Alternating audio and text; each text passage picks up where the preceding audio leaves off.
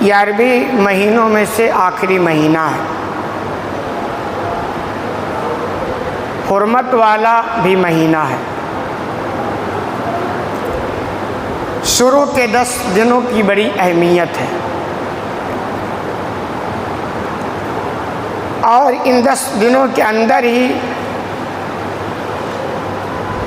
یا کچھ باہر ملا کر کے بڑے عظیم کارنامے بھی انجام دیے جاتے ہیں۔ قربانی بھی پیش کی جاتی ہے۔ فضیلت کے تعلق سے دیکھا جائے تو یہ ایام اللہ کی تکبیر و تحلیل و تحمید کے تعلق سے بھی بڑی فضیلت ہے۔ حج و عمرہ جیسے عظیم نیکیاں بھی انہی دنوں میں انجام دی جاتی ہیں۔ ان سارے چیزوں پر اگر غور کیا جائے تو آپ کو نظر آئے گا کہ ان سارے چیزوں کا تعلق کسی نہ کسی اعتبار سے حضرت ابراہیم علیہ السلام کی زندگی سے جڑی ہوئی ہے۔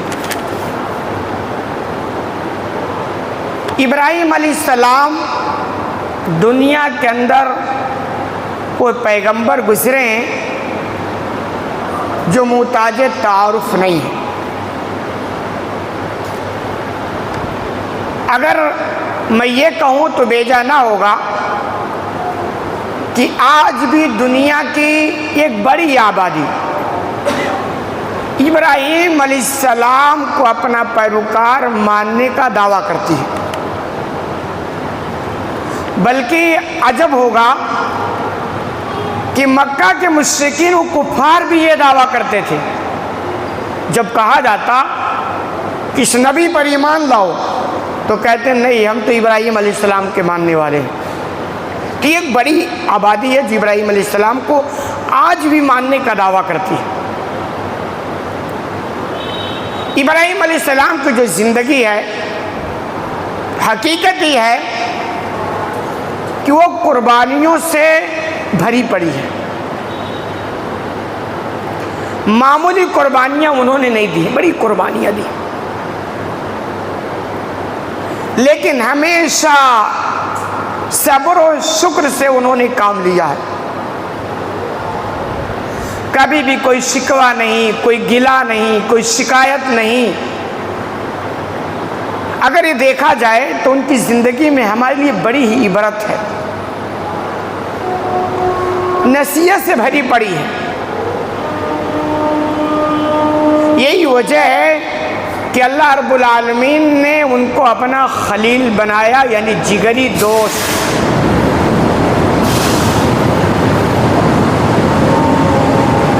خلیل کے معنی ہوتا ہے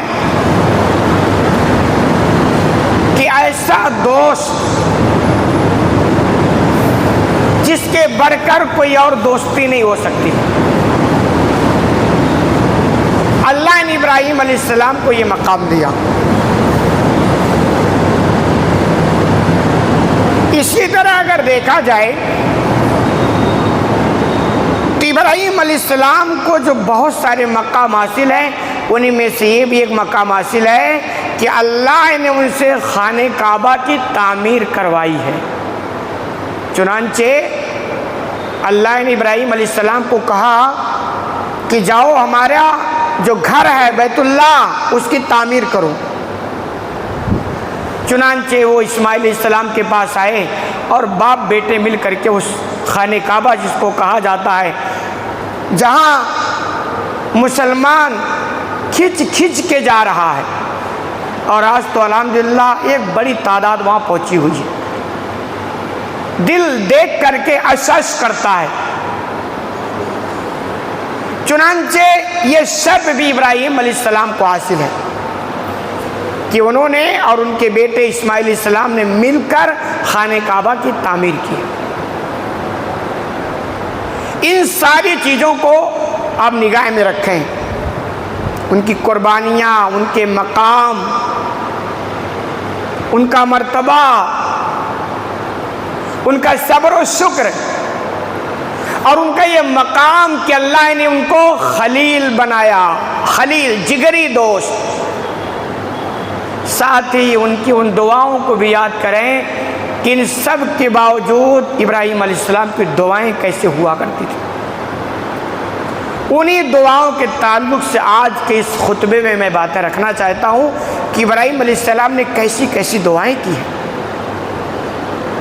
اور اللہ کو اتنا پسند آیا اپنے اس بندے کی دعا کہ اللہ نے قرآن کے اندر نوٹ کیا، اور پوری قیامت تک پوری انسانیت کو بتلایا کہ میرا ایک بندہ ابراہیم علیہ السلام تھا جس کی زندگی ایسی ایسی تھی، لیکن پھر بھی وہ دعاؤں سے تھکتا نہیں تھا، کبھی بیزار نہیں ہوا، دعائیں کرتا تھا، مانگتا تھا، ہمیشہ مجھ سے لو لگاتا تھا۔ یہ ساری چیزیں اللہ نے نوٹ کی۔ چنانچہ آئیے ابراہیم علیہ السلام کی دعاؤں کا تذکرہ کرتے ہیں کہ ابراہیم علیہ السلام نے تو ایک چیز یہ دعا کی کہ پروردگار تو مجھے نماز قائم کرنے والا بنا دے، نماز قائم کرنے والا۔ اللہ نے قرآن کے اندر نوٹ کیا۔ چنانچہ اللہ فرماتا ہے کہ ابراہیم علیہ السلام نے کہا رب اجعلنی مقیم الصلاۃ ومن ذریتی، کہ پروردگار تو مجھے اور میری اولاد کو نماز قائم کرنے والا بنا دے۔ یہ ابراہیم علیہ السلام دعا کیا کرتے تھے۔ کیوں؟ پتہ ہے کہ نماز کے بغیر کوئی بات بنے گی نہیں، اور یہ بھی پتہ ہے کہ اعمال میں سے سب سے پہلے اگر کسی عمل کا سوال ہوگا تو نماز کے بارے میں، اور اگر یہ ٹھیک نکل گئی تو امید ہے کہ انشاءاللہ آگے کے منازل آسان ہوتے چلے جائیں گے، لیکن اگر یہ گڑبڑ نکل گئی تو اللہ کے بندو پھر اللہ ہی کے بنائے، پھر تو کچھ پتہ نہیں آگے کیا ہونے والے ہیں۔ غالباً یہی وجہ تھی، اسی بات کا احساس تھا ابراہیم علیہ السلام کو کہ مسلسل وہ اپنے لیے بھی اور اپنی اولاد کے لیے نماز کے قائم کرنے کی دعائیں کیا کرتے تھے۔ رب اجعلنی مقیم الصلاۃ ومن ذریتی، کہ پروردگار تو مجھے بھی اور میری اولاد کو نماز قائم کرنے والا بنا دے۔ کاش یہ دعائیں ہم بھی سیکھ لیں، ہمیں بھی یہ فکر ہو جائے کہ ہم بھی سچے پکے نمازی بن جائیں اور کوشش کر کے اپنی اولاد کو نمازی بنا لے جائیں۔ اور نماز کے تعلق سے تو یہ ہے کہ اصلاح کی جڑ یہی ہے، ان الصلاۃ تنہی عن الفحشاء والمنکر، کہ نماز تو بے حیائی اور منکرات سے روکتی ہے۔ اور آگے اگر آپ دیکھیں تو شہادت کے بعد اسلام کی بنیاد ہے، پہلے فرصت میں ہے وہ اقام الصلاۃ، نماز قائم کرو۔ تو ان ساری چیزوں کا یہ احساس تھا جو ابراہیم علیہ السلام یہ دعا کرتے تھے کہ پروردگار تو مجھے بھی نماز قائم کرنے والا بنا دے اور میری اولاد کو بھی۔ جبکہ نماز کے تعلق سے تو کوئی سستی قائلی تھی نہیں ان کی زندگی کے اندر، لیکن انہیں اس بات کا احساس تھا کہ اگر اللہ توفیق نہ دینا تو ہم جیسے کچھ نہیں کر سکتے، اسی لیے توفیق کا سوال کیا کرتے تھے، اور اس دعا کے ساتھ کہتے تھے ربنا وتقبل دعا، میرے پروردگار تو میری ان دعاؤں کو قبول فرما دے۔ اصل نیکی قبول کرا لے جانا ہے، اصل کامیابی جو ہے، نیکیاں کرنا اتنا کمال نہیں ہے، کمال تو یہ ہے کہ ان نیکی کو ہم اللہ کے دربار میں قبولیت کا درجہ دلا جائے، یہ اصل کامیابی ہے۔ تو اللہ کے بندو نماز کی اہمیت سمجھو، جس کے تعلق سے ابراہیم علیہ السلام مسلسل دعا کرتے تھے پروردگار تو ہمیں بھی نماز قائم کرنے والا بنا دے اور ہماری اولاد کو بھی۔ بن جاؤ نمازی، اولاد کو بنا دو، سماج کو بنا دو، معاشرے کو بنا دو۔ نماز کے بغیر تو بات بننے والی نہیں ہے۔ نماز بندہ نہیں پڑھتا ہے اللہ اس سے روٹھا ہوا ہے، ناراض ہے، اس کا رشتہ اللہ سے ٹوٹا ہوا ہے، اور جو بندہ نماز پڑھتا ہے تو اس کا رشتہ اللہ سے جڑا ہوا اور ایک امید ہے۔ تو ایک نماز کے تعلق سے ابراہیم علیہ السلام دعا کیا کرتے تھے۔ اسی طرح اطاعت پر قائم رہنے کی بھی دعا کرتے تھے کہ پروردگار تو ہمیں توفیق دے کہ زندگی میں ہم تیری ہی اطاعت کرتے رہیں، تیری ہی بندگی کرتے رہیں۔ چنانچہ کہا کرتے تھے ربنا وجعلنا مسلمین لک، پروردگار تو ہمیں یعنی مجھے اور اسماعیل علیہ السلام کو اپنا پیروکار بنا، اپنا مطیع اور فرما بردار بنا دے کہ ہم دنیا کے اندر رہیں لیکن اطاعت تیری کرتے رہیں، بندگی تیری کریں، فرما برداری تیری کریں، حکم تیری بجا لائیں اور تیرے علاوہ کسی کی نہیں۔ یہی وجہ نا کہ ابراہیم علیہ السلام کے سامنے جب موڑ آتے تھے، مواقع، تو شیطان بہکاتا اور لوگ بھی، تو یہی توفیق ملتی کہ صحیح۔ مثلا جب ابراہیم علیہ السلام کو خواب میں اشارہ ہوا کہ اسماعیل کو قربان کرو، تو شیطان کہتا یہ تو خواب ہی تو ہے، لیکن یہ دعا کا نتیجہ تھا کہ انہیں ابراہیم علیہ السلام کو، اسماعیل علیہ السلام کو ذبح کرنے کی توفیق مل گئی اور اس کام کے لیے وہ تیار ہو گئے۔ ورنہ یہ سوال تو ہو سکتا تھا، اتباع اسی کو کہتے ہیں کہ بھئی اللہ اس کے رسول کا حکم آ گیا، کیوں چرا نہیں، اگر مگر کچھ نہیں، عقل وقل اب نہیں لگانا ہے، عقل لگاؤ گے۔ اور شاید ابلیس نے لگایا تھا نا، جب اللہ نے فرشتوں کو کہا کہ آدم کو سجدہ کرو، تو جو سجدہ کی بات بن گئی، ابلیس نے کہا ایسے کیسے ہو جائے گا؟ تو اللہ کے یہاں ایسے ویسے نہیں چلتا، اللہ اتباع یہ ہے کہ حکم ہو گیا فرما برداری کرو۔ اسماعیل علیہ السلام کے قربانی کے تعلق سے جب اللہ کی جانب سے اشارہ آیا تو یہ سوال ہو سکتا تھا، ابراہیم علیہ السلام کہہ سکتے تھے کہ پروردگار دنیا میں ایسی قربانی تو پیش نہیں کی گئی، دنیا کیا کہے گی کہ کون سا پیغمبر تھا جو اپنے بیٹوں کو ذبح کر دیا؟ یہ خواب میں اس طرح کے سوالات آ سکتے تھے، لیکن مجال کیا ہو ابراہیم علیہ السلام کی زبان پر دل میں نہیں آیا۔ پھر ان کو بیٹا بھی جو ملا، اللہ اتنا فرما بردار وفادار، ان کے یہاں بھی یہ سوال ہو، جب انہوں نے کہا ابراہیم علیہ السلام نے کہ اسماعیل اللہ کی جانب سے ایسا ایسا حکم ملا ہے، تو ان کے جانب سے بھی یہ سوال ہو سکتا تھا کہ ابو دنیا کے اندر ایسی قربانی کبھی دیکھی نہیں گئی ہے، یہ کیا کہہ رہے ہو؟ اب اللہ سے درخواست کرو کوئی اور قربانی پیش کر دو، آپ مجھے ہی قربان کر دو گے؟ یہ سارے سوال ہو سکتے تھے، لیکن نہیں، اس وفادار فرما بردار کہا کہ اللہ نے جو آپ کا حکم دیا کر گزریے، میں تیار ہوں۔ غالباً یہ دعاؤں کا نتیجہ تھا جو وہاں کہا کرتے تھے کہ پروردگار تو ہمیں اور اسماعیل کو اپنا مطیع و فرما بردار بنا، وَمِن ذُرِّيَّتِنَا أُمَّةً مُسْلِمَةً لَكَ، اور ہماری اولاد کو، ہماری نسلوں کو بھی اپنا مطیع اور فرما بردار بنا۔ یہ بھی دعا کیا کرتے تھے۔ وَارِنَا مَنَاسِكَنَا وَتُبْ عَلَيْنَا، پروردگار تو ہمیں اپنی عبادت کے طریقے سکھا دے، ہم تیری عبادت کیسے کریں یہ طریقے سکھا، اور تو ہماری طرف توجہ فرما، ہماری طرف توجہ فرما، دھیان دے۔ اِنَّكَ أَنْتَ التَّوَّابُ الرَّحِيمُ، یقیناً تو توبہ بھی قبول کرنے والا ہے اور مہربانی بھی کرنے والا ہے۔ اس طرح ابراہیم علیہ السلام ایسی دعائیں کیا کرتے تھے۔ غالباً انہوں نے یہ بھی جو دعا کی کہ پروردگار تو ہماری اولاد کو بھی مطیع اور فرما بردار بنا۔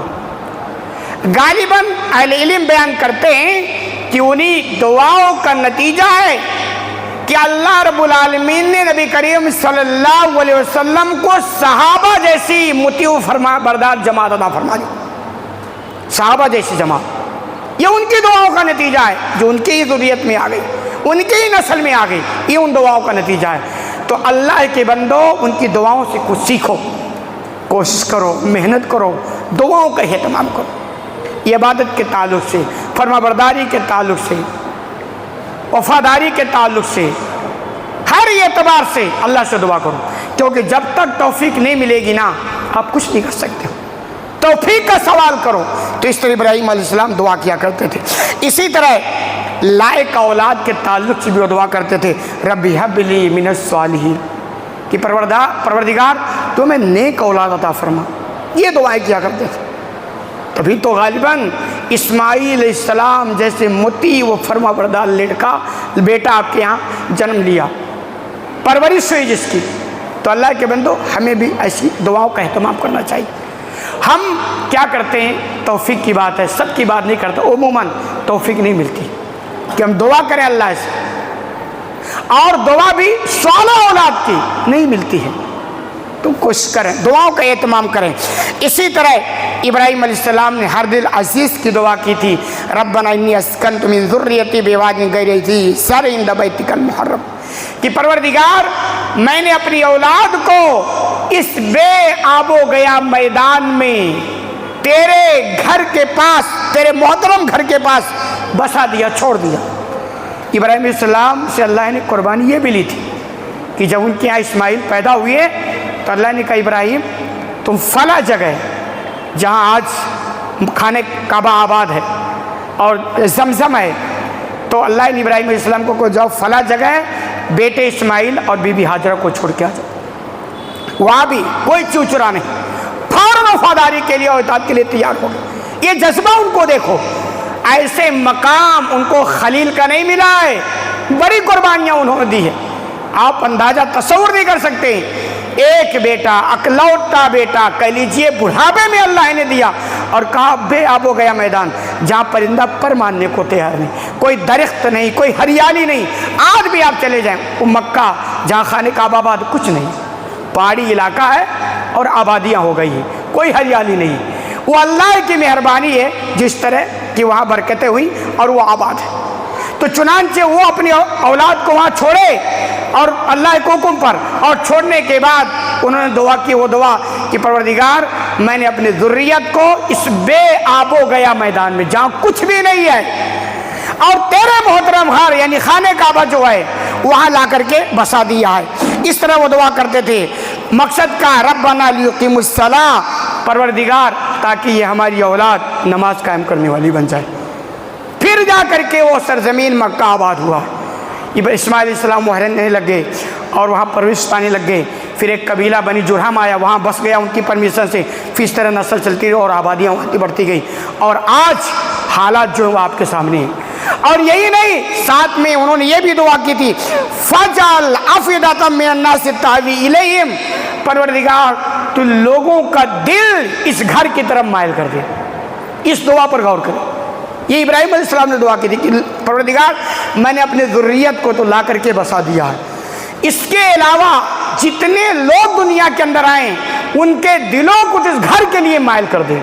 الحمدللہ انہی دعاؤں کا نتیجہ ہے کہ مقناطیس کی طرح سے جیسے خانہ کعبہ لوگوں کے دلوں کو کھینچ رہا ہو اور لوگ کھنچ کے وہاں جاتے ہیں اور اس عظیم فریضے کو انجام دے کر کے آتے ہیں۔ دنیا کے اندر ایسی اجتماع نہیں ہوتی اور مسلسل اتنے امن و شانتی، جبکہ بھیڑ کو کنٹرول کرنا کوئی آسان کام نہیں ہوتا۔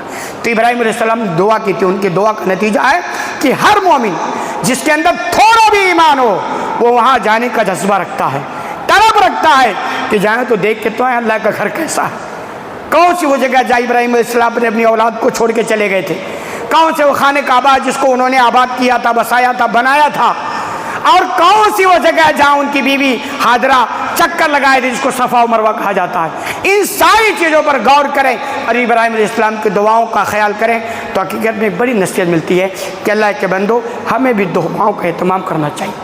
پیغمبر ہیں، بڑے اونچا مقام ہے، لیکن دعاؤں میں کوئی سستی نہیں، کوئی کائلی نہیں، اور مسلسل اس طرح وہ دعا کیا کرتے تھے۔ اسی طرح انہوں نے رزق کے تعلق سے بھی دعا کی ہے، وَارْزُقْهُم مِّنَ الثَّمَرَاتِ لَعَلَّهُمْ يَشْكُرُونَ، پروردگار تو انہیں پھلوں کا رزق عطا فرما دے۔ مکہ والوں کے تعلق سے ابراہیم علیہ السلام نے دعا کی، پروردگار تو انہیں پھلوں کا رزق عطا فرما دے تاکہ یہ شکر گزار بن جائیں۔ اور آج ان کی دعاؤں کا اثر ہے، ہر پھل وہاں پیدا نہیں ہوتے، لیکن تجربہ یہی ہے کہ غالباً کوئی ایسا پھل نہ ہو جو وہاں ملتا نہ ہو، جبکہ ہر پھل وہ پیدا نہیں ہوتا، زمین اس لائق نہیں ہے، لیکن ان کی دعاؤں کا نتیجہ ہے دنیا کے کسی کونے میں کوئی پھل پیدا ہوتا ہے تو وہاں پہنچ کے جاتا ہے اور لوگ فائدہ اٹھاتے ہیں۔ یہ ان کی دعاؤں کا نتیجہ ہے۔ دعاؤں میں بہت طاقت ہے، دعاؤں میں بہت دم ہے۔ اللہ کے بندو دعاؤں کا اہتمام کرو، دعاؤں سے آپ کا مقام اونچا ہوگا، دعاؤں سے آپ کی وہ بڑی بڑی بیماریاں دور ہو جائیں گی جو بیماریاں ڈاکٹر بھی نہیں دور کر پاتے، اسپتال والے ہمت ہار جاتے ہیں، وہاں جا کر کے مسائل حل ہوتے ہیں جو ابراہیم علیہ السلام نے دعا کی تھی، اور ان کی دعائیں آج ہم اپنی آنکھوں سے دیکھتے ہیں ان کے نتائج۔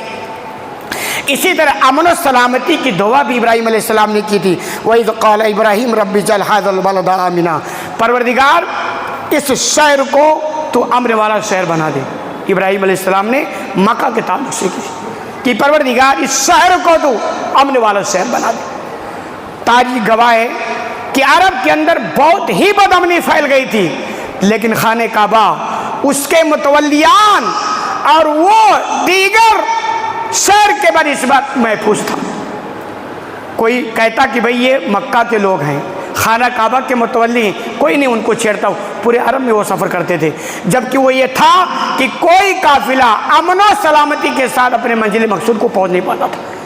تو یہ ان کی دعاؤں کا نتیجہ ہے کہ اللہ رب العالمین نے اس کو امن کا شہر بنایا، اور آج بھی الحمدللہ امن ہے، شانتی ہے، اور اللہ کرے ایسے تا قیامت ہوتا رہے۔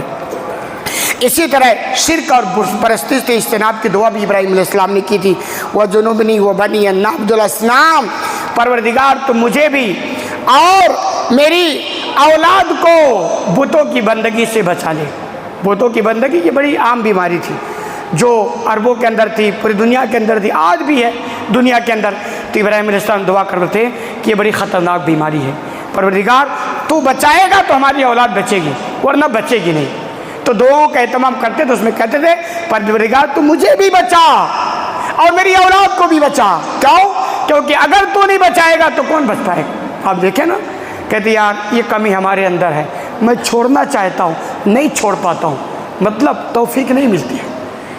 کہتے ہیں یار ہم نماز پڑھنا چاہتے ہیں لیکن نہیں پڑھ پاتے ہیں، وجہ کیا؟ توفیق نہیں ملتی ہے۔